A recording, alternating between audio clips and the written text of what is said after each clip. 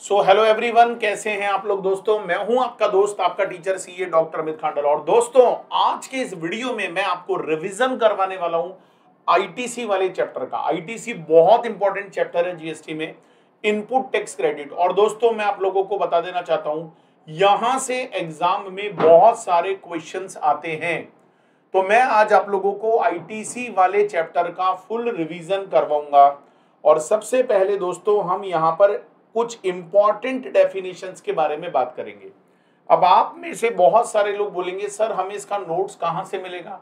तो दोस्तों, मैं आपको डिस्क्रिप्शन बॉक्स में मेरा टेलीग्राम चैनल का लिंक दूंगा, वहां से आप नोट्स डाउनलोड भी कर लो और उस चैनल को दोस्तों आप लोग ज्वाइन भी कर लो, क्योंकि वहां पर और भी बहुत सारी information relating to your classes आपको मिलती रहती है ना।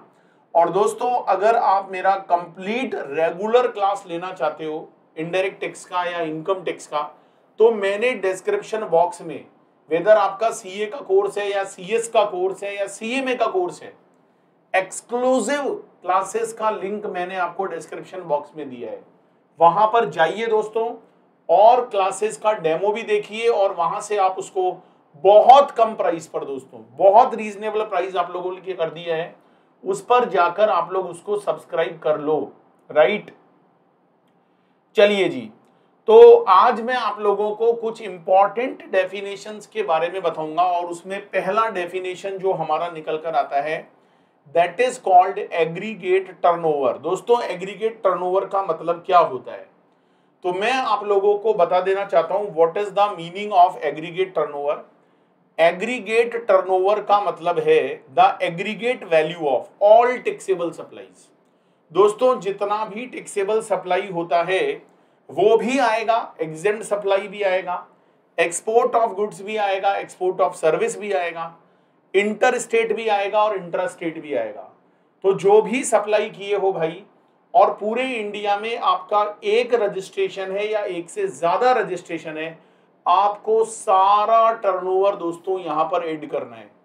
लेकिन दोस्तों ध्यान रखिएगा, एक्सक्लूड जीएसटी, चाहे फिर वो आपका सीजीएसटी हो, चाहे वो एसजीएसटी हो, यूटी हो, आई हो या सेस हो, जीएसटी वाले पार्ट को हमें यहां पर एक्सक्लूड करना पड़ेगा। ठीक है, हाँ बाकी टैक्सेस इंक्लूड रहेंगे, लेकिन जो जीएसटी वाला पार्ट है दोस्तों, उसे एक्सक्लूड करना पड़ेगा। कैपिटल गुड्स, कैपिटल गुड्स वो होते हैं दोस्तों जिन्हें आप अपनी बुक्स ऑफ अकाउंट्स में कैपिटलाइज करते हो। ठीक है भाई, इन द कोर्स और फर्दरेंस ऑफ बिजनेस, जिस पर आप आईटीसी ले सकते हो। इनपुट क्या होता है दोस्तों, इनपुट वो होता है जो कि कैपिटल गुड्स नहीं होता। जो चीज दोस्तों कैपिटल गुड्स नहीं है वो सब इनपुट है, और इनपुट पर आपको क्रेडिट लेने का पूरा पूरा राइट है, पूरा पूरा अधिकार है। इनपुट सर्विस क्या होती है दोस्तों, वो सर्विस जो किसी बिजनेस और फर्दरेंस ऑफ बिजनेस के अंदर काम आ रही है। इट इज यूज्ड और intended to be used. ISD कौन होता है, input service distributor. Head office होता है दोस्तों इनपुट सर्विस की क्रेडिट को डिस्ट्रीब्यूट करने का काम होता है आईएसडी का। ये बिल रिसीव करता है, और जितना उसके अंदर जीएसटी शो हो रहा है भाई, उतना क्रेडिट अपनी ही यूनिट्स के अंदर डिस्ट्रीब्यूट कर देता है। प्लेस ऑफ बिजनेस किसे बोलते हैं, प्लेस ऑफ बिजनेस वो होता है भाई जहां से आप अपना बिजनेस कैरी ऑन कर रहे हो, और इसके अंदर वेयर हाउस भी आएगा, इसमें गोडाउन भी आएगा, इसमें वो सारी जगह आएगी जहां पर आप अपने बुक्स ऑफ अकाउंट्स बनाते हो। यहां तक कि दोस्तों एजेंट का प्रमाइस भी आएगा जहां से आप अपना बिजनेस कर रहे हो। प्रिंसिपल प्लेस वो होता है भाई जहां आपने सर्टिफिकेट ऑफ रजिस्ट्रेशन में हेड ऑफिस दिखाया है। बाकी जगह एडिशनल प्लेस होती है जो ब्रांचेस वगैरह होती है, और अगर ब्रांचेज स्टेट के बाहर है भाई तो आपको सेपरेट सेपरेट रजिस्ट्रेशन यहां पर करवाना पड़ता है। जीरो रेटेड सप्लाई क्या होती है, जीरो रेटेड सप्लाई होती है export. Whether it is a matter of goods और सर्विस, एक्सपोर्ट करना जीरो रेटेड होता है। और अगर आप इंडिया में कोई भी सप्लाई सेज यूनिट या सेज के डेवलपर को कर रहे हो, तो दोस्तों उसे भी हम लोग जीरो रेटेड सप्लाई बोलते हैं। That is also zero rated supply. अच्छा चलो, अब हम इनपुट टैक्स क्रेडिट वाला चैप्टर पढ़ेंगे। और सबसे पहले मैं आपको बता दूं भाई, सेक्शन 16 से लेकर 21 CGST एक्ट में दे रखा है और IGST एक्ट का सेक्शन है 20। चलो सबसे पहले सेक्शन 16 पढ़ाऊंगा, दैट इज कॉल्ड एलिजिबिलिटी। 16(1) क्या बोलता है भाई, ITC रजिस्टर्ड पर्सन को मिलेगा अगर उसने गुड्स एंड सर्विस परचेज करी है, अपने बिजनेस में उसको यूज किया है, उसको मिलेगा। 4 कंडीशन पूरी करनी पड़ती है। ITC हमेशा रजिस्टर्ड पर्सन ही ले सकता है, अनरजिस्टर्ड पर्सन ITC नहीं ले सकता। 16(3) में लिखा है या तो आप कैपिटल गुड्स पर जो GST लगता है ना उसका क्रेडिट ले लो, या उसको कॉस्ट में ऐड करने के बाद उस पर डेप्रीशिएशन क्लेम कर लो। दोनों काम तो भाई साहब पॉसिबल नहीं है। और ITC लेने की जो लास्ट टाइम लिमिट होती है वो क्या होती है, नेक्स्ट जो फाइनेंशियल ईयर आएगा, नेक्स्ट फाइनेंशियल ईयर, उसमें सितंबर वाले मंथ का जो रिटर्न जाता है जिसका ड्यू डेट होता है दोस्तों 20 अक्टूबर, और actual date of annual filing, जो भी आप एनुअल फाइलिंग करोगे भाई उसकी एक्चुअल डेट जो भी दोनों में से अर्लियर होगा ना, अर्लियर, उसे हम लोग बोलेंगे time limit for availing ITC। ठीक है। इसके बाद दोस्तों 4 कंडीशन क्या है ITC लेने की। पहली कंडीशन है इनवाइस आपके हाथ में होना चाहिए, चाहे फिर वो टैक्स पेइंग डॉक्यूमेंट बोल सकते हो, डेबिट नोट हो, इनवाइस हो, या RCA में तो आपका सेल्फ इनवाइसिंग होता है, ISD का बिल होता है, या इंपोर्ट किया है तो बिल ऑफ एंट्री डॉक्यूमेंट होता है। कोई ना कोई दोस्तों डॉक्यूमेंट आपके पास होना चाहिए। दूसरी बात है कि गुड्स और सर्विस आपको रिसीव हो जाना चाहिए। ठीक है। अगर bill to ship to model है, बिल टू शिप टू, तो इसे डीम टू बी रिसीव्ड माना जाता है। और अगर दोस्तों गुड्स आपको लॉट में या इंस्टॉलमेंट बेसिस पर मिल रहा है तो जब तक आपको लास्ट लॉट नहीं मिल जाता तब तक दोस्तों आप ITC बुक नहीं कर सकते। दोस्तों टैक्स गवर्नमेंट के पास जमा होना चाहिए तभी क्रेडिट मिलेगा। ठीक है। अगर गवर्नमेंट के पास टैक्स जमा नहीं हुआ है तो रेसिपिएंट को क्रेडिट नहीं मिलता है। एक बात और बता देना चाहता हूं भाई, 180 दिन का समय मिलता है, 180 दिन का। अगर आप उधार में कोई सप्लाई लिए हो, कोई परचेज किए हो भाई, तो 180 days of the date of invoice आप उसका पेमेंट कर देना। अगर आपने पेमेंट नहीं किया 180 डेज में, तो जितना क्रेडिट आपने एज ए रेसिपिएंट बुक किया है ना वो आपको रिवर्स करना पड़ेगा। अच्छा, रिवर्स कैसे करेंगे, जो हमारा आउटपुट टैक्स है उसमें ऐड करना पड़ेगा अलोंग विद इंटरेस्ट। केवल कब रिवर्स नहीं करना पड़ता 180 डेज में, एक्सेप्शन क्या है, जब कोई फ्री सप्लाई हो या सप्लाई अंडर RCM हो। जब फ्री सप्लाई होती है या सप्लाई अंडर RCM होती है तो वहां ये 180 डेज का रूल नहीं लगता। अच्छा दोस्तों, अगर पेमेंट 180 डेज के बाद हो जाता है, अगर पेमेंट 180 डेज के बाद हो जाता है तो क्रेडिट को वापस अवेल किया जा सकता है। सुबह का भूला अगर शाम को घर लौट आता है दोस्तों तो उसको भूला नहीं कहते। Rule number 36 for documentary requirement and conditions बताता है कि भाई कौन कौन से डॉक्यूमेंट होने चाहिए। इनवाइस होना चाहिए, डेबिट नोट होना चाहिए, GSTR1 में आपको रिटर्न फर्निश करनी पड़ती है। हर सप्लायर सारी डिटेल चढ़ाता है अपनी आउटवर्ड सप्लाई की, तभी वो रेसिपिएंट को व्यू होती है GSTR2A और 2B में, और दोस्तों रेसिपिएंट तभी क्रेडिट ले पाता है। अभी यहाँ पर एक रेस्ट्रिक्शन रूल है, वो भी मैं आपको याद दिला दूं। वैसे तो आप फुल क्रेडिट ले लो, अगर आपके सप्लायर ने सारे बिल चढ़ा दिए तो एज ए रेसिपिएंट आप फुल क्रेडिट ले लो। लेकिन अगर सप्लायर ने सारे बिल नहीं चढ़ाए हैं तो दोस्तों जो बिल नहीं चढ़ाए हैं उसका क्रेडिट आप मैक्सिमम कहां तक ले सकते हो, जितने चढ़ा दिए हैं, मतलब उसको बोलते हैं एलिजिबल क्रेडिट। उस एलिजिबल ITC के 5% तक आप क्रेडिट ले सकते हो, 5% तक, है ना। लेकिन जितनी क्रेडिट बनती है उससे ज्यादा तो कैसे लोगे, उससे ज्यादा तो आप ले ही नहीं सकते। एग्जाम्पल मैंने आप लोगों को दिया है, ये एग्जाम्पल आप नोट्स में से देख सकते हो, बहुत बढ़िया एग्जाम्पल है। इंपॉर्टेंट पॉइंट यही है भाई कि ये जो 5% आप लेते हो भाई साहब इनएलिजिबल क्रेडिट के रिलेशन में, तो ये 5% कहीं इनएलिजिबल का मत निकाल देना। ये 5% एलिजिबल क्रेडिट का ले सकते हो मैक्स टू मैक्स। ठीक है। दूसरी बात, full ITC can be availed in respect of import. Import किए हो या रिवर्स चार्ज का केस है या ISD से कोई इनवाइस जारी हुआ है, तो इन सभी सिचुएशंस में आपको फुल क्रेडिट मिलेगा। यहां पर 5% वाला रेस्ट्रिक्शन काम नहीं करेगा।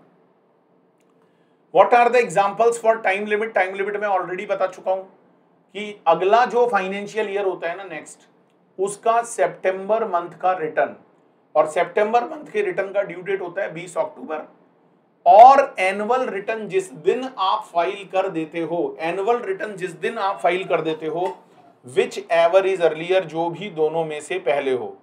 अच्छा दोस्तों, डेबिट नोट अगर आपको मिला है, डेबिट नोट का मतलब होता है सप्लीमेंट्री इनवाइस। अब मान लो फाइनेंशियल ईयर 21-22 का तो इनवाइस था और उसका कोई डेबिट नोट था, वो फाइनेंशियल ईयर 22-23 में इशू हुआ था, तो उसका क्रेडिट आप 22-23 के बाद जो फाइनेंशियल ईयर आएगा 23-24, वहां तक जाकर दोस्तों ले सकते हो, कोई चिंता वाली बात नहीं है, कोई दिक्कत वाली बात नहीं है। सेक्शन 17 आईटीसी की बात करता है, apportionment and restrictions, block credit की बात करता है। 17(1) बोलता है कि भाई अगर गुड्स और सर्विस परचेस करके लाए हो बिजनेस के लिए, नॉन बिजनेस के लिए, तो जब बिजनेस के लिए लाओगे तो आईटीसी मिलेगा, नॉन बिजनेस के लिए लाओगे तो आईटीसी नहीं मिलेगा। 17(2) बोलता है टैक्सेबल सप्लाई, एग्जेम्प्ट सप्लाई दोनों के लिए लाए हो, तो टैक्सेबल के लिए जो इनवर्ड सप्लाई लाए हो वेदर गुड्स और सर्विस, आईटीसी मिलेगा। नॉन टैक्सेबल सप्लाई के लिए लाए हो, अब नॉन टैक्सेबल में दो बातें याद रखना, बहुत इंपॉर्टेंट है। अगर आपका आउटवर्ड सप्लाई 0 रेटेड है तो आप आईटीसी ले सकते हो, है ना, इनवर्ड का आईटीसी आप ले सकते हो, और अगर आईटीसी नहीं भी ले रहे हो तो रिफंड ले सकते हो। लेकिन दोस्तों अगर एग्जेम्प्टेड सप्लाई है, it is not 0 rated, 0 rated is different. Exempt supply अगर आपकी आउटवर्ड एग्जेम्प्ट सप्लाई है तो उसके रिलेशन में इनपुट क्रेडिट नहीं लिया जा सकता, है ना। 17(3) आपको डेफिनेशन बताता है कि एग्जेम्प्ट सप्लाई का मतलब वो सारी चीजें होती हैं जहां पर जीएसटी नहीं लगता due to the reason of supply under RCM, क्योंकि उसमें रेसिपिएंट जमा कराता है। सिक्योरिटीज, लैंड एंड बिल्डिंग, ये सारे वो मैटर हैं भाई जिन्हें एग्जेम्प्ट सप्लाई माना जाता है। ठीक है, बहुत बढ़िया। 17(4) सेक्शन क्या कहता है? बैंक और फाइनेंशियल जो इंस्टीट्यूशन होते हैं, एनबीएफसी होते हैं, उनके लिए कानून में दो ऑप्शन दिए गए हैं। पहला ऑप्शन है प्रोपोर्शनेट आईटीसी, या तो बैंक वाले प्रोपोर्शनेट कर ले भाई, जितना आईटीसी टैक्सेबल सप्लाई से रिलेटेड है उतना ले ले, और जितना एग्जेम्प्ट सप्लाई से रिलेटेड है उतना ना ले। और दोस्तों दूसरा ऑप्शन यहां पर है, एक फिक्स परसेंटेज है, एक नॉशनल बेसिस है दोस्तों, कि भूल जाओ क्या है क्या नहीं है, क्योंकि बैंक वाले का बहुत सारा सप्लाई एग्जेम्प्ट होता है क्योंकि उसको इंटरेस्ट मिलता है और इंटरेस्ट पर जीएसटी लगता नहीं है। तो बैंक को प्रमोट करने के लिए सरकार बोली कि हे बैंक, तुम दूसरे ऑप्शन में एक काम करो, तुम जितना तुम्हारा इनवर्ड सप्लाई पर एलिजिबल आईटीसी बनता है, एलिजिबल, इनएलिजिबल नहीं, एलिजिबल, उसका 50% तुम ले लो, उसका 50% तुम ले लो। और अगर वो इंटर ब्रांच सप्लाई है, मतलब तुम्हारा ही कोई यूनिट है, तुम्हारा ही कोई ब्रांच है, उससे तुमने कोई लिया है, तो उसमें 50 की जगह 100 ले लो। This is called notional basis. अच्छा दोस्तों, जो भी ऑप्शन लगाओगे ना उसको during the financial year change नहीं कर सकते, ये बात मानकर चलना। इसके पीछे क्या कॉन्सेप्ट है ये भी मैंने यहां पर बताया है। सेक्शन 17(5) जो है दोस्तों, that is in relation to block credit. अच्छा दोस्तों, ये जो ब्लॉक क्रेडिट होता है ना, ब्लॉक क्रेडिट, ब्लॉक क्रेडिट किसके लिए है? ब्लॉक मतलब एक लिस्ट दिया हुआ है लंबा चौड़ा, मोटर व्हीकल्स पर क्रेडिट नहीं मिलेगा other than conveyance. Motor vehicle में कौन से मोटर व्हीकल? जो नॉट मोर देन 13 सीटर है, ठीक है, बाकी का आप ले सकते हो लेकिन नॉट मोर देन 13 सीटर का आप नहीं ले सकते। अच्छा, एक बात और बता देना चाहता हूं आप लोगों को, क्या ये जो नॉट मोर देन 13 सीटर है, देयर आर सम एक्सेप्शंस जहां आप आईटीसी ले पाओगे, छोटी गाड़ी का भी। अगर आपका काम दोस्तों उसको आगे फर्दर सप्लाई करना है तो दोस्तों आप लोग आराम से यहां पर क्रेडिट ले सकते हो, कोई रोकने वाला नहीं है, कोई रोकने वाला नहीं है। दूसरा, अगर आपका काम पैसेंजर ट्रांसपोर्टेशन का है तो आप क्रेडिट ले सकते हो, कोई रोकने वाला नहीं है। अगर आपका काम ड्राइविंग, फ्लाइंग, नेविगेटिंग व्हीकल, उड़ाना चलाना सिखाना है तो आप ले सकते हो।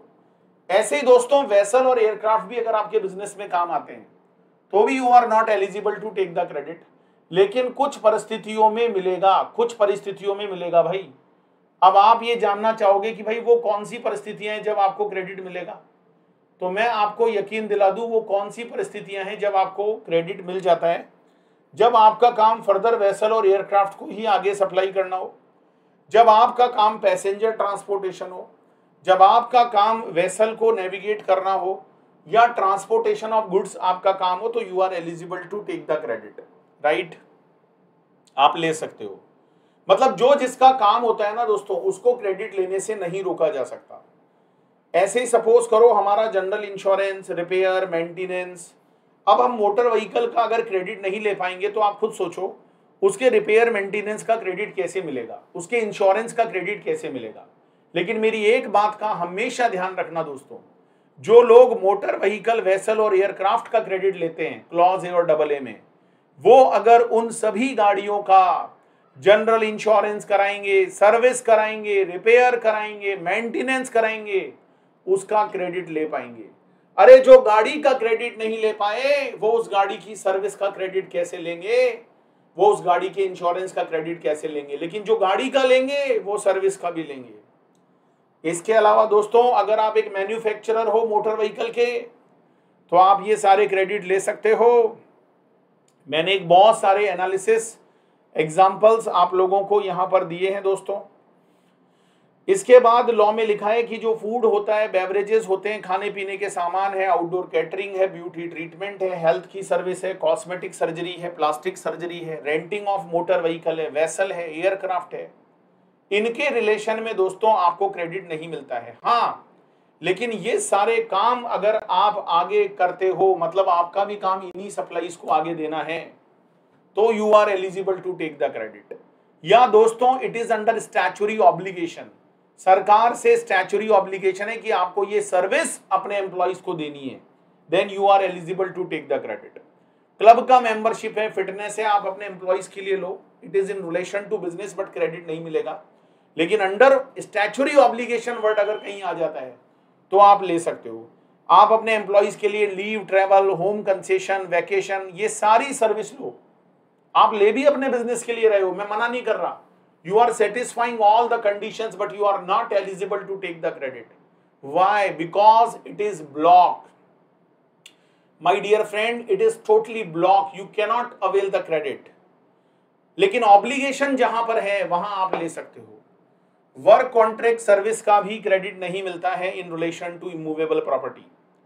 दोस्तों अगर आप किसी इमूवेबल प्रॉपर्टी का वर्क कॉन्ट्रैक्ट करवा रहे हो, उसका सर्विस करवा रहे हो, तो you are not eligible to take other than plant and machinery. लेकिन दोस्तों जहां प्लांट एंड मशीन, क्योंकि प्लांट एंड मशीन भी मूवेबल हो सकती है, उसके लिए भी वर्क कॉन्ट्रैक्ट सर्विस लिया जा सकता है। और मजे की बात है दोस्तों, वहां पर आप क्रेडिट लेने के लिए एलिजिबल हो जाते हो। अच्छा दोस्तों, अगर आप इमूवेबल प्रॉपर्टी पर किसी वर्क कॉन्ट्रैक्ट को परफॉर्म करवाते हो और it is not your capital expenditure, it is my dear friend a revenue expenditure, आपने उसको प्रॉफिट एंड लॉस अकाउंट में बुक किया है, तो भी दोस्तों you are eligible to take the credit. ये सारी की सारी बातें दोस्तों आपको यहां पर समझ में आ रही होंगी, राइट? Okay sir. इसके अलावा दोस्तों गुड्स और सर्विस और both receive by taxable person for construction of immovable property other than plant and machinery on his own account including when use in the course और फर्दरेंस ऑफ बिजनेस। दोस्तों जरूरी नहीं है कि it is a matter of only work contract, it is not only the matter of work contract my dear friends. अगर आप goods और service भी परचेज करके लाए हो और वो जो गुड्स और सर्विस है वो आप अपने बिजनेस के लिए परचेज करके लाए हो, चाहे आप अपने बिजनेस की बिल्डिंग बनाओ other than plant and machine, plant and machine को छोड़ देना, you are not eligible to take. आप कोई बिजली, सीमेंट, लोहा, बिल्डिंग मटेरियल लाए हो, आपने लेबर हायर करी है, you are not eligible to take the credit. लेकिन दोस्तों अगर आपको प्लांट सुपरवाइजरी स्टाफ बनवाना है, आप अपने स्टाफ के लिए बिल्डिंग बनवाना चाहते हो, आपने गुड्स परचेज किया, आपने सर्विस परचेज करी, but you are not eligible to take the credit. ठीक है, कंस्ट्रक्शन का मतलब समझाया गया है। कंस्ट्रक्शन में रिकंस्ट्रक्शन, रिनोवेशन, अल्टरेशन, रिपेयर सब आता है भाई। तो फाइनल समरी यही है कि वर्क कॉन्ट्रैक्ट सर्विस अगर आप लिए हो अपनी खुद की बिल्डिंग के लिए, if it is capitalised then ITC is not allowed. If it is plant and machinery in the form of immovable property, you are taking work contract service, you are eligible to take the credit. दोस्तों अगर आप building के लिए work contract service लेते हो और अगर वो बुक्स में कैपिटलाइज नहीं होता है, उसको रिपेयर माना जाता है, तो भी दोस्तों you are eligible to take the credit. तो केवल क्रेडिट आपको कब नहीं मिलेगा? जब आपने बिल्डिंग को कैपिटलाइज किया हो, जब आपने बिल्डिंग को कैपिटलाइज किया हो। तो इंपॉर्टेंट पॉइंट्स क्या याद रखने हैं भाई, ये मैं आपको बता चुका हूं, एक बार आप इसको पढ़ लीजिएगा। मैंने बहुत सारे एग्जाम्पल भी दिए हैं नोट्स में, ये सारे एग्जाम्पल इतने बेनिफिशियल हैं कि इनको एक बार अगर पढ़ लेते हो ना तो सारा आपको रिवाइज हो जाता है, सारा कॉन्सेप्ट आपका क्लियर हो जाता है माय डियर फ्रेंड्स। इसके अलावा ध्यान दीजिएगा, लिस्ट में और भी चीजें हैं। अगर आप कॉम्पोजिशन स्कीम के अंदर टैक्स पे किए हो, है ना, अंडर सेक्शन 10 कॉम्पोजिशन स्कीम, तो भी आपको कभी आईटीसी नहीं मिलेगा, और इसका तो कोई एक्सेप्शन भी नहीं है कि कभी मिल जाए, कभी नहीं मिलेगा। अगर आप एक नॉन रेजिडेंट टैक्सेबल पर्सन हो, जिसको हम शॉर्ट में एनआरटीपी बोलते हैं, और वो इंडिया के बाहर से, परदेसी जाना नहीं, परदेसी आया है इंडिया के बाहर से सामान लेकर, तो जो सामान इंडिया के बाहर से लाए हो भाई, उसका तो आईटीसी मिलेगा, उस पर जो आईजीएसटी लगा है उसका क्रेडिट आपको मिलेगा। लेकिन अगर आपने इंडिया में से सामान खरीद कर बेचा, आपने इंडिया में से कोई सर्विस लेकर दी, उसका क्रेडिट एनआरटीपी को नहीं मिलता है दोस्तों। NRTP is not eligible to take the credit. दोस्तों अगर आप पर्सनल कंजम्पशन के लिए गुड्स और सर्विस परचेज किए हो, तो भी आप क्रेडिट के लिए एलिजिबल नहीं हो। अगर आपने पर्सनल कंजम्पशन के लिए गुड्स और सर्विस को बाय किया है, तो you are not eligible to take the credit. अगर दोस्तों गुड्स का लॉस्ट हो गया है, स्टोलन हो गया है, डिस्ट्रॉय हो गया है, राइट ऑफ हो गया है, आपने गुड्स का फ्री सैंपल बांट दिया, आपने उसको फ्री में दे दिया, तो भी आईटीसी नहीं मिलेगा। हाँ दोस्तों, अगर फ्री में देना शेड्यूल 1 के अकॉर्डिंग सप्लाई मान लिया जाता है, तो फिर उस फ्री सप्लाई के रिलेशन में जितने भी इनपुट या इनवर्ड सप्लाई आप लिए हो, it is eligible to take. लेकिन अगर फ्री सैंपल देना, अगर फ्री में गिफ्ट में देना सप्लाई नहीं है, तो उसके रिलेशन में जो जो इनवर्ड सप्लाई लिए हो, उसका आईटीसी आपको कभी नहीं मिलेगा दोस्तों। अगर आपने फ्रॉड किया है दोस्तों, अगर आपने फ्रॉड किया है, कॉल्यूजन किया है, विलफुल मिस स्टेटमेंट किया है, आपने चीजों को छिपाया है दोस्तों, तो जितना टैक्स आप पे करोगे उसका आईटीसी आपको कभी नहीं मिलेगा। प्लांट एंड मशीन का मतलब, प्लांट एंड मशीन का मतलब होता है भाई कोई भी फाउंडेशन तैयार करना, स्ट्रक्चर तैयार करना। लेकिन ध्यान रखना, प्लांट एंड मशीन की आड़ में क्रेडिट मत ले लेना, क्योंकि प्लांट एंड मशीन के लिए वर्क कॉन्ट्रैक्ट सर्विस पर आईटीसी मिलता है। तो कौन कौन सी चीजें प्लांट एंड मशीन नहीं मानी जाती है, ये बात जानना जरूरी है। Land building, civil structure, telecom tower, pipelines outside the factory, ये सारी वो चीजें हैं जिन्हें हम प्लांट एंड मशीन में कवर नहीं करेंगे। बोलो जी जय माता दी, बहुत जोर से बोलो जय माता दी। इसके बाद आगे बढ़ते हैं दोस्तों। सीजीएसटी रूल 2017 बनाए गए हैं। रूल नंबर 42, रूल नंबर 42 क्या बोला रूल 42 ने? सर इसका पूरा क्लास मिल सकता है क्या? बिल्कुल मिल सकता है। मैंने डिस्क्रिप्शन बॉक्स में सभी स्टूडेंट्स को, चाहे वो सीए, सीए में किसी भी कैटेगरी के हो, सबके एक्सक्लूसिव कोर्सेज के लिंक दिए हैं। वहां पर इसका फुल रेगुलर क्लास ले लो आप, कोई टेंशन की बात नहीं है। Rule number 42, manner of determination of input tax credit in respect of input और input service and reversal thereof. दोस्तों कभी कभी ऐसा होता है कि हमारी इनवर्ड सप्लाई अगर केवल टैक्सेबल में काम आएगी तो कोई इशू ही नहीं है, हमको क्रेडिट मिलेगा। अगर वो एग्जेम्प्टेड में काम आएगी तो हमको क्रेडिट नहीं मिलेगा। प्रॉब्लम कब है? प्रॉब्लम तब है दोस्तों जब आप किसी इनवर्ड सप्लाई को लिए हो, लेकिन आप उससे जो आउटवर्ड सप्लाई दे रहे हो वो टैक्सेबल भी है और दोस्तों वो एग्जेम्प्टेड भी है। तो लॉ ने बोला कॉमन क्रेडिट निकालो, क्योंकि कॉमन क्रेडिट पर ही आपको सारा कैलकुलेशन करना है। सबसे पहले इनपुट और इनपुट सर्विस का जितना इनपुट टैक्स है वो लिख लो, उसको हमने यहाँ पर टी बोला, टी। उसमें से वो वाला इनपुट टैक्स हटा दो भाई जो नॉन बिजनेस पर्पज वाला था उसको माइनस कर दो, उसमें से वो इनपुट टैक्स हटा दो जो एग्जम्प्ट सप्लाई वाला था, उसमें से वो इनपुट टैक्स हटा दो जो ब्लॉक था, ब्लॉक। इसके बाद जो बचेगा उसको बोलते हैं C1, ITC credited to electronic credit ledger. अब इसमें से वो हटा दो जो एक्सक्लूसिवली टैक्सेबल सप्लाई के लिए है, जो एक्सक्लूसिवली जीरो रेटेड सप्लाई के लिए है। तो भाई जब जीरो रेटेड सप्लाई के लिए होगा, जब टैक्सेबल सप्लाई के लिए होगा दोस्तों, तो आपको क्रेडिट मिलेगी, तो उसको भी हटा दो। जो बचेगा that is called common credit, और कॉमन क्रेडिट को हमने बोला C2। अच्छा दोस्तों, अगर हमने कोई इनवर्ड सप्लाई अपने पर्सनल यूज के लिए काम में ली थी, तो लॉ ने बोला उसके लिए भी हमें कुछ ना कुछ तो करना पड़ेगा। लेकिन सबसे पहले यह पता लगाओ कि ये जो C2 कॉमन क्रेडिट है, इसमें से कितना पार्ट ऐसा है जो हमें नहीं मिलना चाहिए। इसमें से दोस्तों कितना पार्ट ऐसा है जो एग्जेम्प्ट सप्लाई के रिलेशन में है। एग्जेम्प्ट सप्लाई के रिलेशन में कितना पार्ट है जरा वो बता दो। तो मैं बता दूं भाई, कॉमन आईटीसी सबसे पहले लिख लो, इनटू कर दो aggregate turnover of exempt supply, divide कर दो total turnover in the state. तो वो जो D1 निकल कर आएगा वो कॉमन क्रेडिट का वो हिस्सा होगा जो एग्जम्प्ट से रिलेटेड है। अरे कॉमन आईटीसी में ये फॉर्मूला जैसे ही लगाओगे दोस्तों, वो अमाउंट निकल कर आएगा जो एग्जम्प्ट सप्लाई के रिलेशन में है, उसे हम D1 मानकर माइनस कर देंगे। और अगर हमारी कॉमन आईटीसी में से कुछ चीजें नॉन बिजनेस पर्पस के लिए काम आई हैं, तो दोस्तों उसे भी हमें माइनस करना होगा। कैसे होगा माइनस? जो भी हमारा कॉमन क्रेडिट है भाई, उसका 5% निकाल लो। हमारा कॉमन क्रेडिट C2 है, C2 का 5% माइनस कर दो भाई।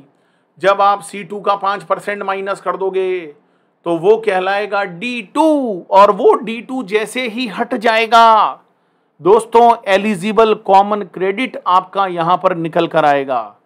और मैं आपको यकीन दिलाता हूं दोस्तों, ये जो एलिजिबल कॉमन क्रेडिट है, इसके ऊपर आपको फिर सारी कैलकुलेशन करनी है। आपको यहां पर नीचे नोट्स दिए गए हैं। ये जो कॉमन क्रेडिट का कैलकुलेशन होता है भाई, ये C के लिए भी होता है, ये S के लिए भी होता है, ये UT GST और IGST के लिए भी होता है। Final computation for full year. दोस्तों जो काम आप मंथली बेस पर करते हो, जो काम आप मंथली बेस पर करते हो, वही काम आपको पूरे साल के लिए करना पड़ेगा।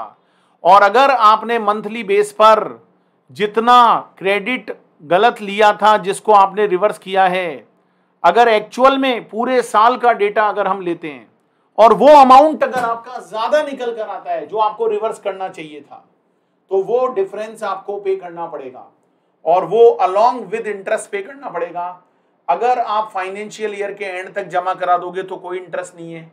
अदरवाइज दोस्तों 1 अप्रैल से इंटरेस्ट लगना स्टार्ट हो जाएगा। और अगर वो अमाउंट कम है तो कोई इशू ही नहीं है, फिर तो आईटीसी और ले लो, है ना। रूल नंबर 43 कैपिटल गुड्स के बारे में बात करता है। दोस्तों कभी कभी ऐसा भी होगा कि कैपिटल गुड्स का कॉमन यूज हो रहा होगा। कैपिटल गुड्स टैक्सेबल सप्लाई में भी काम आता है और कैपिटल गुड्स एग्जम्प्ट सप्लाई में भी काम आता है। कैसे लेंगे क्रेडिट, इसका मैकेनिज्म आपको रूल नंबर 43 में बताया गया है। सबसे पहली बात, वो कैपिटल गुड्स जो एक्सक्लूसिवली एग्जम्प्ट सप्लाई में काम आता है दोस्तों, उसका क्रेडिट आप नहीं ले सकते। दूसरी बात, वो कैपिटल गुड्स जो एक्सक्लूसिवली टैक्सेबल सप्लाई में काम आया है, जो एक्सक्लूसिवली जीरो रेटेड सप्लाई में काम आया है, उसका क्रेडिट आप ले लो, कोई दिक्कत वाली बात नहीं है।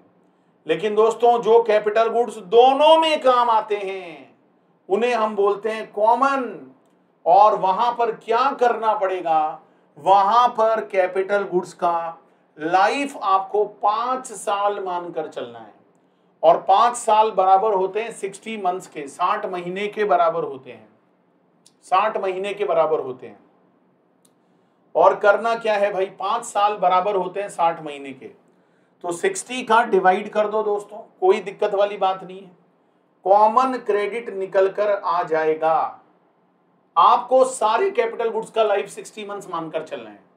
कुछ कैपिटल गुड्स ऐसे होंगे जो पहले एग्जम्प्ट में काम आते थे, लेकिन भाई अब वो एग्जम्प्ट और टैक्सेबल दोनों में काम आते हैं, तो उन्हें भी कॉमन क्रेडिट में लेना पड़ेगा, लेकिन पूरा तो नहीं ले सकते। जितने क्वार्टर हम उसको यूज कर चुके हैं, जितने क्वार्टर हम उसको यूज कर चुके हैं, हर क्वार्टर के लिए 5% रिड्यूस करो।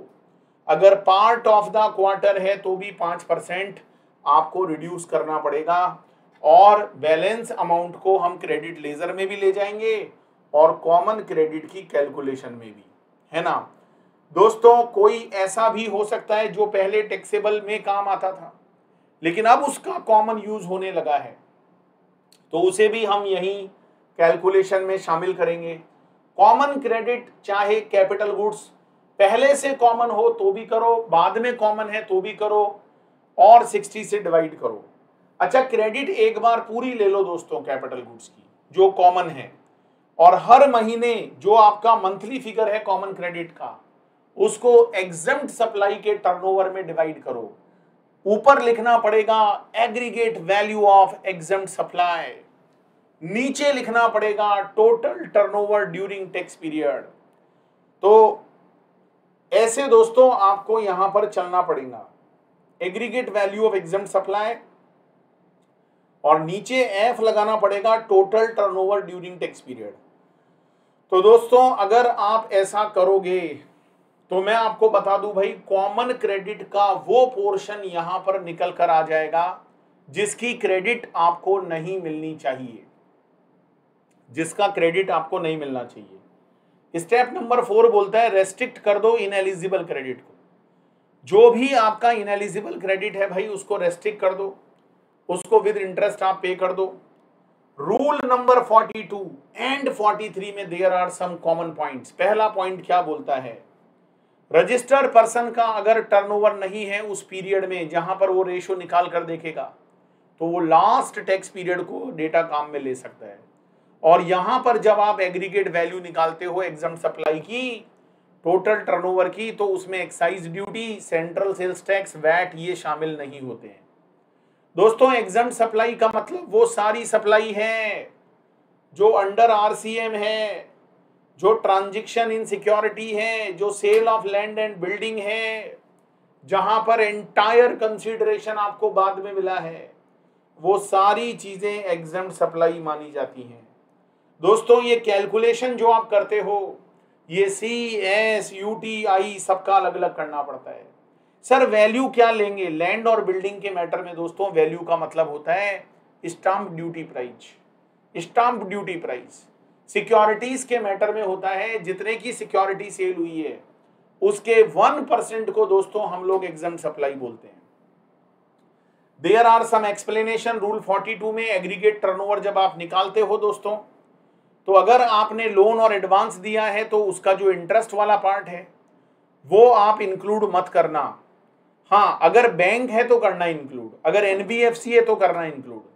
दोस्तों अगर वेसल से सामान जा रहा है इंडिया से इंडिया के बाहर, it is called transportation of goods by vessel. तो दोस्तों वहां पर जो सर्विस दी गई है बाई वेसल, उसका वैल्यू, उसका प्राइस भी यहां पर ऐड नहीं होगा। मैंने एग्जाम्पल दिए हैं बहुत शानदार, इनको आप एक बार देख सकते हो। सेक्शन 18 पर आ जाओ भाई, 16 हो गया, 17 हो गया, और अब 18 पर आ जाओ। 18 बोलता है स्पेशल सिचुएशंस में ITC कैसे मिलता है। सबसे पहली बात दोस्तों, रजिस्टर्ड पर्सन को ITC मिलता है उसके क्रेडिट लेजर में। अच्छा एक बात बता दूं भाई, अगर आपकी क्रॉस हो गई है लिमिट रजिस्ट्रेशन की, रजिस्ट्रेशन की लिमिट हमने आपको रजिस्ट्रेशन वाले चैप्टर में पढ़ाई थी, याद करो। जैसे ही वो लिमिट क्रॉस होती है दोस्तों, वहां पर अलग अलग लिमिट दिया हुआ था आप लोगों को। वहां पर आपको 20 लाख, 10 लाख, 40 लाख, जैसे ही थ्रेशोल्ड लिमिट क्रॉस होगी, आपको माय डियर फ्रेंड्स 30 डेज के अंदर अंदर रजिस्ट्रेशन करवाना पड़ेगा, और रजिस्ट्रेशन उसी दिन से इफेक्टिव माना जाएगा जिस दिन वो क्रॉस हुई थी, जिस दिन वो क्रॉस हुई थी। अगर आप वॉलेंट्री रजिस्ट्रेशन कराते हो दोस्तों, तो रजिस्ट्रेशन कब से इफेक्टिव होता है? जिस दिन रजिस्ट्रेशन ग्रांट होता है, ग्रांट। दोस्तों अगर आप कॉम्पोजिशन स्कीम के अंदर थे और अब आप रेगुलर स्कीम में आ गए हो, तो जैसे ही आप रेगुलर में आओगे दोस्तों, वो रेलिवेंट डेट होती है। और मैं आपको बता दूं, ये जो तीनों रेलिवेंट डेट है, इसके बाद से तो आईटीसी आपको मिलेगा ही मिलेगा, लेकिन इसके जस्ट पहले वाले दिन जितना भी स्टॉक आपके पास था, stock, whether in form of input as such, whether in form of input WIP, whether in form of input as a finish goods, you are eligible to take the credit. दोस्तों आप यहां पर credit को ले पाओगे।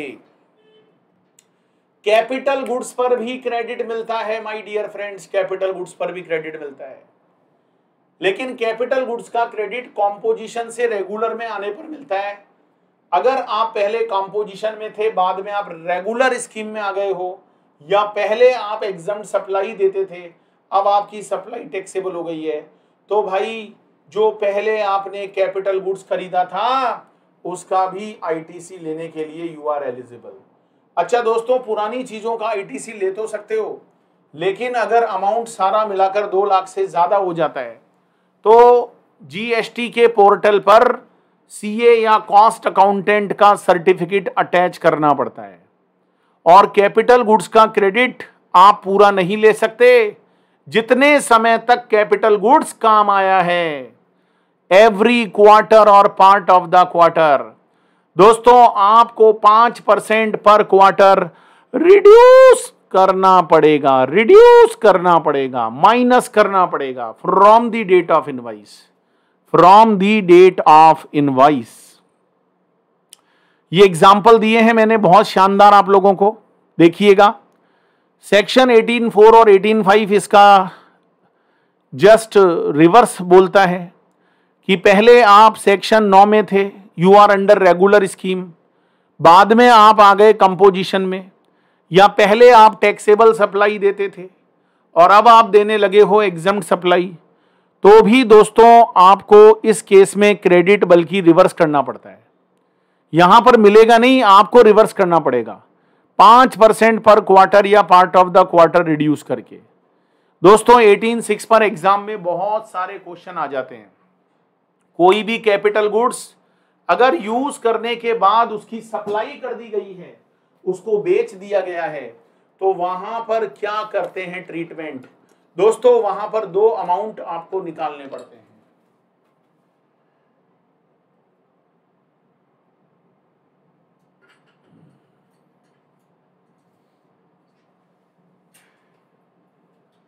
दोस्तों वहां पर आपको 2 अमाउंट निकालने पड़ते हैं। There are 2 options.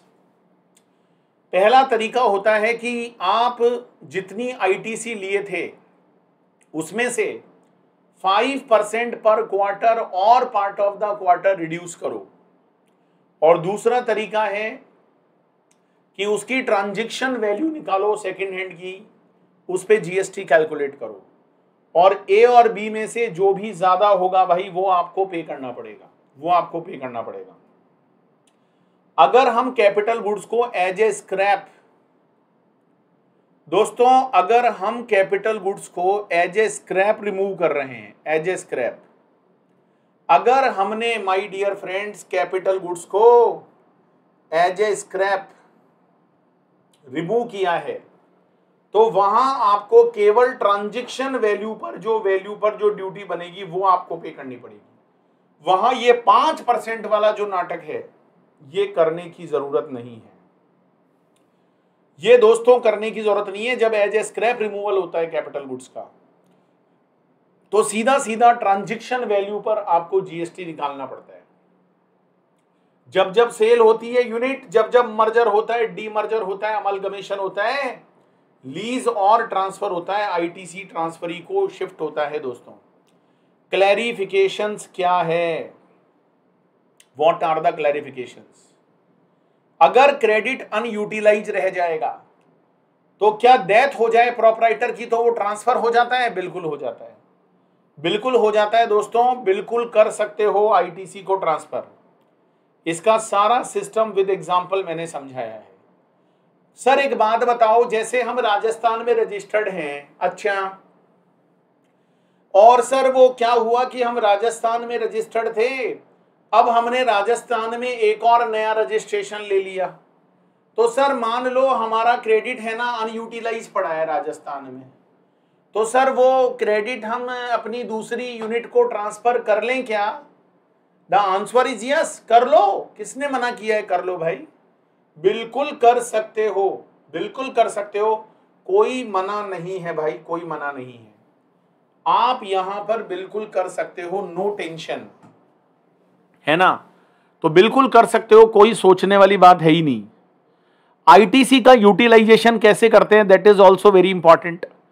दोस्तों अगर आपके पास आईजीएसटी का क्रेडिट पड़ा है तो सबसे पहला काम होता है अपने आईजीएसटी के क्रेडिट को यूज लो, उसके बैलेंस को जीरो करो, उसको एग्जॉस्ट करो, उसके बाद ही सी और एस या यूटीजीएसटी का क्रेडिट काम आएगा। अच्छा दोस्तों, उसके बाद ही काम आएगा तो उसमें भी आपको क्या करना है कि पहले सीजीएसटी, अच्छा आईजीएसटी का क्रेडिट पहले आई में काम आता है, फिर आप उस क्रेडिट का इस्तेमाल सी और एस जीएसटी पे करने के लिए भी ले सकते हो, in any order, in any form, in any proportion. जब आईटीसी आईजीएसटी का पूरा एग्जॉस्ट हो जाता है उसके बाद सी और एस जीएसटी का क्रेडिट काम आता है। अच्छा, सी का क्रेडिट पहले सी से काम आएगा, उसके बाद आई से आएगा, और एस से तो आ ही नहीं सकता। ऐसे ही एस का क्रेडिट पहले एस में काम आएगा, फिर आई में आएगा। लेकिन यहां पर एक बात ध्यान रखना, एस का क्रेडिट आई के लिए तभी काम लेना जब सी का क्रेडिट पूरा पूरा काम आ चुका हो, अदरवाइज नहीं दोस्तों, नहीं। ये चीज ध्यान रखना, ये सारे सीरियल वाइज आपको नंबर भी दिए गए हैं। सी का क्रेडिट आई से ले सकते हो, एस का क्रेडिट आई से ले सकते हो। सी का क्रेडिट एस के काम नहीं आता, एस का क्रेडिट सी के काम नहीं आता। और हमेशा दोस्तों आई का क्रेडिट आपको फुल्ली एग्जॉस्ट करना पड़ता है। ये आपको बहुत सारे एग्जाम्पल भी यहां पर दिए हैं। रेस्ट्रिक्शंस क्या क्या हैं भाई आईटीसी को यूटिलाइज करने पर? ध्यान रखना, जब जब आप क्रेडिट यूटिलाइज करते हो आपके पास एक टैक्स पेइंग डॉक्यूमेंट होना चाहिए, आपको गुड्स एंड सर्विस रिसीव करनी पड़ेगी, गवर्नमेंट को उसे जमा कराना पड़ेगा, एवरीथिंग इज ओके, ठीक है। यहां पर दोस्तों 1 साल के बाद आप क्रेडिट नहीं ले सकते, the maximum time limit is 1 year. अगर आप कोई पुराना क्रेडिट लेना चाहते हो तो वो बिल ज्यादा से ज्यादा 1 साल पुराना हो सकता है, उसके बाद अगर आप लेने की कोशिश करोगे नहीं मिलेगा। अभी अभी रूल 86B में एक नया रेस्ट्रिक्शन आया है कि अगर आपका किसी मंथ का value of taxable supply 50 lakh rupees से ज्यादा है, 50 लाख रुपया से ज्यादा है, किसी भी महीने का, किसी भी मंथ का वैल्यू ऑफ टैक्सेबल सप्लाई अगर हमारा 50 लाख रुपीज से ज्यादा होता है, 50 लाख रुपया से ज्यादा होता है, तो उस महीने की आउटपुट टैक्स लाइबिलिटी जब हम पे करते हैं, भले ही हमारे पास कितना भी क्रेडिट क्यों ना पड़ा हो भाई, जितनी भी हमारी उस महीने की आउटपुट टैक्स लाइबिलिटी बनती है, जितनी भी हमारी उस मंथ की आउटपुट टैक्स लाइबिलिटी बनती है, उसका 99% क्रेडिट ही हम इस्तेमाल कर सकते हैं। जो 1% है भाई वो आपको हमेशा कैश लेजर से पे करना पड़ेगा। It should be paid by cash ledger only. तो you can utilise only 99% of your outward tax liability. जो 1% है वो दोस्तों आपको कैश लेजर से ही पे करना पड़ेगा, ठीक है। एग्जाम्पल्स वगैरह भी दिए हुए हैं दोस्तों। ये जो रूल नंबर 86B है ना, 86B, इसके लिए कानून में कुछ एक्सेप्शंस यहां पर बताए गए हैं। And what are the exceptions जहां पर ये 1% वाला रूल अप्लाई नहीं होगा? सबसे पहली बात दोस्तों, इनकम टैक्स पेमेंट अगर आपका किसी भी साल का 1 लाख से ज्यादा हो गया है, पिछले 2 साल में से हर 2 साल में, मतलब 2 साल कौन से, जिसकी रिटर्न भरने की टाइम लिमिट निकल चुकी। In every year you have already paid income tax more than ₹1 lakh. या दूसरी बात है, रजिस्टर्ड पर्सन को रिफंड मिल चुका है 1 लाख से ज्यादा का रिफंड। तो जिसको रिफंड 1 लाख से ज्यादा का मिल गया in relation to unutilise ITC on account of zero rated supply, on account of inverted duty structure, तो वहां पर भी माय डियर फ्रेंड ये जो 1% वाला रेस्ट्रिक्शन है ये काम नहीं करेगा। या आप ऑलरेडी इलेक्ट्रॉनिक कैश लेजर से पेमेंट कर चुके हो 1% ऑफ टोटल आउटपुट टैक्स, जितना आपका आउटपुट टैक्स बनता है उसके 1% से ज्यादा अगर आप ऑलरेडी कैश लेजर से दे चुके हो तो भी आपको ये रूल 86B नहीं लगाना पड़ेगा। है ना दोस्तों, मजे की बात, बहुत बढ़िया। तो ये सारी बात है भाई। और कुछ स्पेसिफाइड रजिस्टर्ड पर्सन होते हैं, जैसे गवर्नमेंट डिपार्टमेंट्स हैं, जैसे पब्लिक सेक्टर अंडरटेकिंग्स हैं दोस्तों, जैसे कोई लोकल अथॉरिटी है, जैसे कोई स्टैच्यूटरी बॉडी है, वहां पर भी ये rule 86B is not applicable, वहां पर भी ये अप्लाई नहीं होगा। Is it okay? ठीक है जी, यस सर। चलिए दोस्तों सेक्शन 19 के बारे में बात करते हैं। What is section 19? ITC in respect of input and capital goods sent for job work. ये दोस्तों सेक्शन 19 कब लगेगा? जब आपने इनपुट और कैपिटल गुड्स को सेंड किया है फॉर जॉब वर्क पर्पस। जब आप उसको जॉब वर्क के पर्पस से सेंड करते हो तो क्रेडिट तो प्रिंसिपल को मिलता है भाई, क्रेडिट जॉब वर्कर को नहीं मिलता। क्रेडिट हमेशा यहां पर प्रिंसिपल को मिलेगा। और कभी कभी दोस्तों ऐसा भी हो सकता है कि प्रिंसिपल के कहने पर इनपुट और कैपिटल गुड्स की सप्लाई डायरेक्टली जॉब वर्कर को कर दी गई हो तो भी principal can take the ITC. दोस्तों यहां पर भी प्रिंसिपल आईटीसी ले सकता है। सर एक बात बताओ, ये जो इनपुट होते हैं, ये जो कैपिटल गुड्स होते हैं, चलो ये जॉब वर्कर के पास चले गए, चलो सर हमने एज ए प्रिंसिपल इन पर आईटीसी भी ले ली। सर एक बात बताना, ये कितने दिन में लौट कर आ सकते हैं? कितने दिन में लौट कर आ सकते हैं? तो मैं बता दूं भाई, जो इनपुट होते हैं, जो कैपिटल गुड्स होते हैं, इनको लौट कर आना पड़ता है। इनपुट लौट कर आना चाहिए 1 साल के अंदर अंदर, और प्लस 1 साल का आपको यहां एक्सटेंशन भी मिलता है। एक्सटेंशन कैपिटल गुड्स 3 साल में लौट कर आना चाहिए, 3 साल में, प्लस दोस्तों 2 साल का यहां एक्सटेंशन भी मिलता है। अच्छा, ये जो आप टाइम लिमिट काउंट करोगे, ये कहां से काउंट करोगे भाई? जिस दिन प्रिंसिपल ने उसको सेंड किया है वहां से, है ना। दूसरी बात है, goods directly sent to job worker without being brought by principal to his place of business. Goods directly sent to job worker, जहां पर दोस्तों सामान को डायरेक्टली जॉब वर्कर के पास भेज दिया गया है, तो वहां पर भी टाइम लिमिट तो यही होती है लौट कराने की। लेकिन वहां पर दोस्तों टाइम लिमिट कहां से काउंट होगी? From the date of receipt by job worker. जिस दिन दोस्तों जॉब वर्कर रिसीव करेगा वहां से ये टाइम लिमिट काउंट होगी my dear friends. Mould, dies, jigs, fixtures का लौट कर आना जरूरी नहीं है।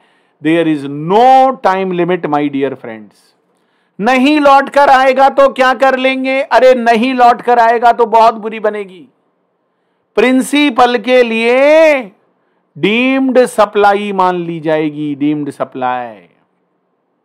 और प्रिंसिपल को कहा जाएगा, प्रिंसिपल लाओ इसका टैक्स दो, लाओ इसका इंटरेस्ट दो। ये दोनों चीजें मांगी जाएगी प्रिंसिपल से। प्रिंसिपल को ये सारी चीजें वापस देनी पड़ेंगी भाई। अच्छा एक बात बताऊं, every movement under job working, जो जो जॉब वर्किंग का मूवमेंट होता है ना, उसके बारे में आपको डिपार्टमेंट को हर महीने का डिटेल देना पड़ता है अगले महीने की 25 तारीख तक। जैसे अप्रैल के लिए 25 मई के लिए 25 जून, ऐसे डेट होती है। Section 20 is very very important. इस पर एग्जाम में पक्का पक्का क्वेश्चन आता है, manner of distribution of credit by ISD.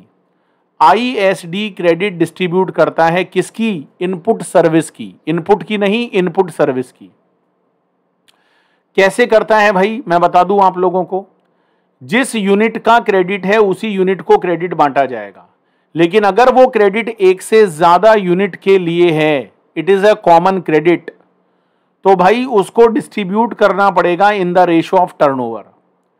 Turnover previous year का लेंगे, अगर प्रीवियस ईयर का टर्नओवर अवेलेबल नहीं है तो हम प्रीवियस क्वार्टर का टर्नओवर लेंगे, है ना। ये बात आपको ध्यान रखनी है। आईटीसी टू बी डिस्ट्रीब्यूटेड कैसे बटेगा? Turnover of the recipient during the relevant period, turnover of all recipient उसका डिवाइड करेंगे। दोस्तों टर्नओवर में एक्साइज ड्यूटी, सेंट्रल, स्टेट, ये सब नहीं जुड़ती है। क्रेडिट जब डिस्ट्रीब्यूट होता है तो कैसे होता है, किस नाम से होता है? दोस्तों यहां पर आईएसडी को एक रजिस्ट्रेशन लेना पड़ता है।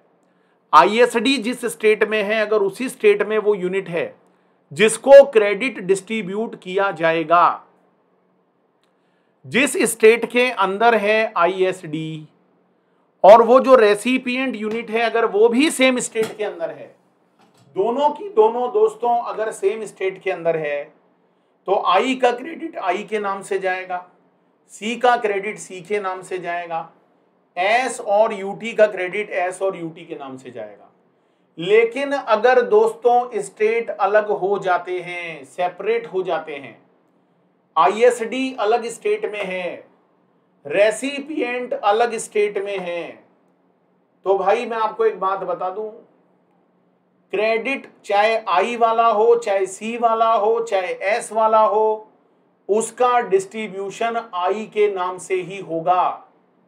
उसका डिस्ट्रीब्यूशन दोस्तों आई के नाम से ही होगा। मेरी इस बात को मानकर चलिए आप। ये सारे एग्जाम्पल मैंने दे दिए।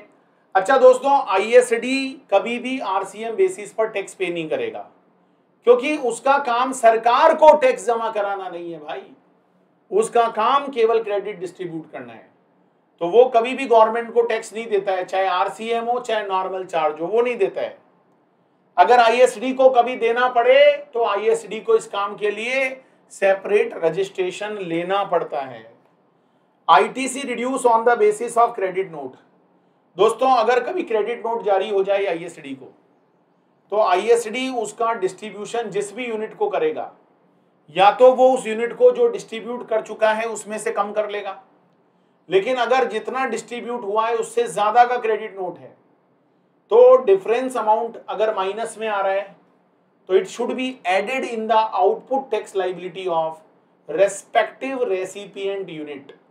इसका मैंने क्वेश्चन भी करवाया है क्वेश्चन बैंक के थ्रू, पर वो सब रेगुलर क्लास का पार्ट है भाई। Section 21 manner of recovery of credit distributed in excess. अगर आईएसडी ने क्रेडिट ज्यादा डिस्ट्रीब्यूट कर दी है तो recipient who have receive excess credit वो खुद उसको जमा कराएगी यूनिट अलोंग विद इंटरेस्ट। अगर नहीं कराती है तो उस रेसिपिएंट यूनिट से रिकवरी की जाएगी अंडर सेक्शन 73 और 74। हाँ, पेनल्टी जरूर आईएसडी के लगाई जा सकती है, लेकिन दोस्तों रिकवरी आईएसडी से नहीं होती है, ध्यान रखना। टैक्स और ब्याज का रिकवरी जो होगा वो आईएसडी से नहीं होगा, वो दोस्तों उन रेस्पेक्टिव रेसिपिएंट से होगा। ओरिजिनल इक्विपमेंट मैन्युफैक्चरर अगर कंपोनेंट मैन्युफैक्चरर को कोई भी मोल्ड और डाइस दे देता है इन रिलेशन टू बिजनेस, क्योंकि उसको ही देना था भाई, उसको काम करवाना है उससे, तो आईटीसी रिवर्स नहीं करना पड़ेगा। लेकिन अगर कॉन्ट्रैक्ट था कि कंपोनेंट मैन्युफैक्चरर ही सारे काम करेगा, फिर भी ओरिजिनल इक्विपमेंट मैन्युफैक्चरर ने अगर उसको मोल्ड एंड डाइस दिए, तो यहां पर ओरिजिनल इक्विपमेंट मैन्युफैक्चरर को आईटीसी रिवर्स करनी पड़ेगी। टाइम एक्सपायर्ड मेडिसिन और ड्रग्स, जितनी भी दवाएं होती हैं दोस्तों जिनकी समय सीमा समाप्त हो जाती है, उन्हें बड़ी बड़ी कंपनियां वापस उठा लेती है मेडिकल स्टोर से। दो ट्रीटमेंट होते हैं इसके।